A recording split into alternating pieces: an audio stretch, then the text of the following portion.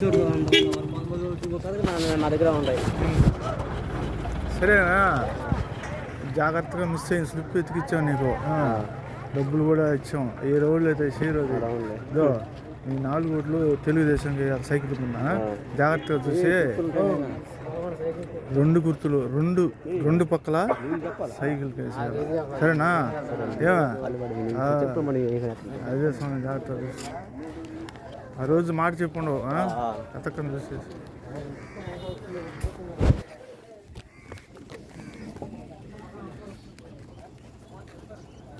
ఈ విధంగా భయంకరంగా కష్టపడి తెలుగుదేశానికి ఓట్లు వేపిస్తూ ఉంటే, రియల్గా కూడా ఏంటంటే ఎలక్షన్ అప్పుడు కూడా తెగబడి చేస్తూ ఉంటే కొంతమంది మా మీద చాడీలు చెప్తున్నారు. మేడం గారు కొంచెం గుర్తించాలి, ప్రశాంత్ రెడ్డి గారు.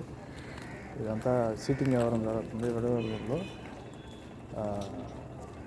మేము ఎంత బాధ్యతగా పనిచేస్తుంటే చెముకులు చైతన్యం వచ్చి మమ్మల్ని బెదిరించిపోతున్నారు. చూసుకోండి.